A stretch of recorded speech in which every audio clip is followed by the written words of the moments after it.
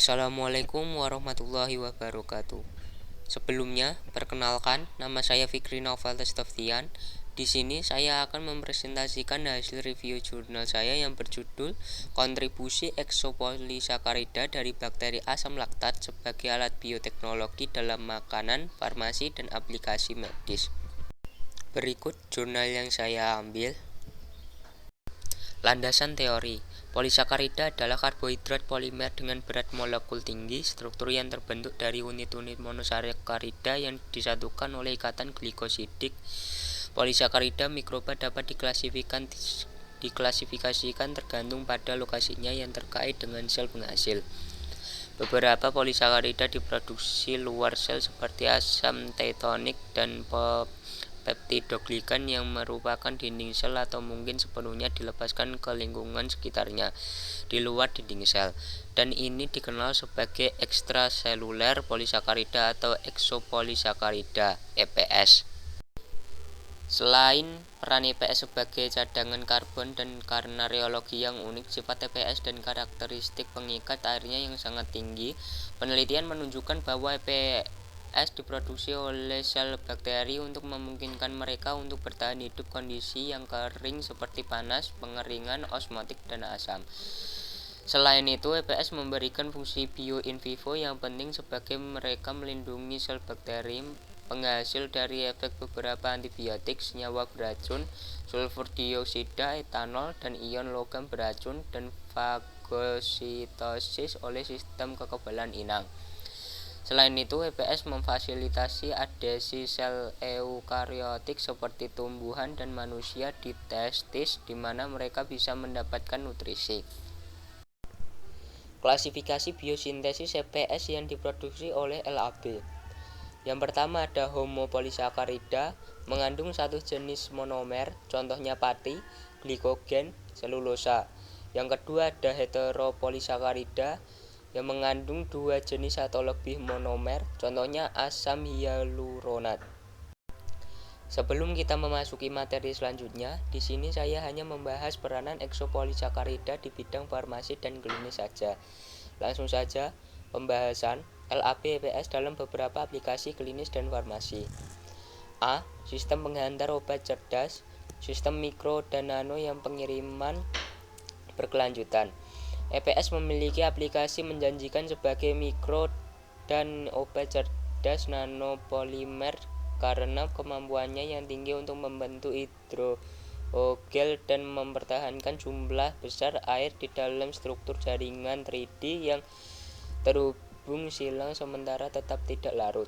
Ini berarti bahwa gel tersebut dapat menjebak selus biomel obat-obatan di dalam strukturnya dan atau menyerap pada saat yang sama biomolekul ke permukaan eksternal mereka.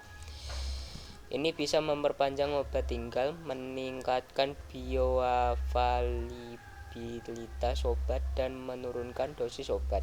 Di samping keunggulan EPS yang disebutkan sebelumnya, memiliki beragam struktur karakteristik, dapat terurai secara hayati, tidak beracun, dan asam dan aman merupakan faktor pendorong untuk mempelajari aplikasi sebagai hidrogel.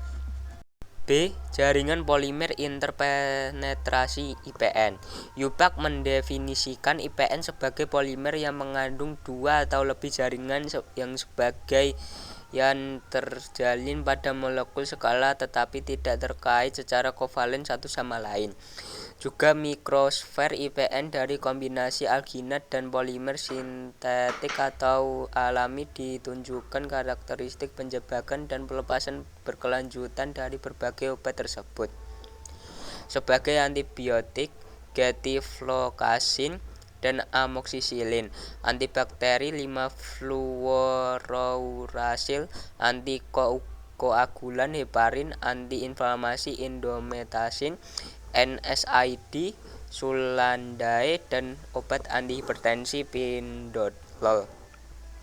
Misalnya nanopartikel diekstra polikarprolakton yang dicangkokkan terperangkap dan dipaparkan secara in vitro pelepasan berkelanjutan antibiotik amoksisilin. C. Penargetan obat anti kanker. EPS dapat digunakan dalam bentuk mikronanopartikel yang terbatas di masa lalu karena kondisi keras yang diperlukan untuk mempersiapkan nanopartikel ini, dan itu bisa sangat mempengaruhi terapeutik, stabilitas obat, dan efisiensi pembuatannya. Dalam beberapa tahun akhir ini, pendekatan baru dikembangkan untuk mengatasi masalah ini. Pendekatan ini dicapai dengan pengembangan permukaan superhidrofobik. Dalam proses ini, larutan berair yang mengandung polimer dan obat terapeutik pada konsentrasi yang diinginkan. Keuntungan lain untuk proses ini adalah bahwa hal itu terjadi pada padatan antarmuka udara tanpa migrasi obat, dan karenanya usia hasil pembuatan yang tinggi yang bisa mencapai 100% adalah mungkin. In vivo partikel bergantung pada serangkaian proses yang dikenal sebagai proses ADME, yaitu absorpsi, distribusi, metabolisme, dan eliminasi.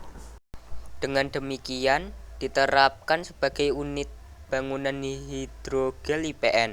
Itu karena demikian, muatan superfisial bersih dari partikel-partikel ini akan memiliki peran penting.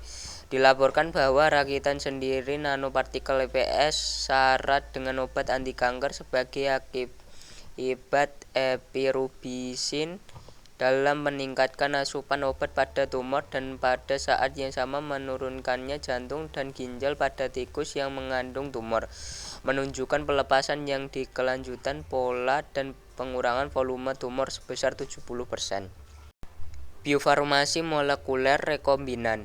Vaksin, protein, peptida, hormon, dan RNA mengganggu kecil si RNA menyediakan kelas terapi yang menjanjikan, yaitu lebih unggul daripada obat-obatan kecil untuk penyakit mematikan serta diagnostik.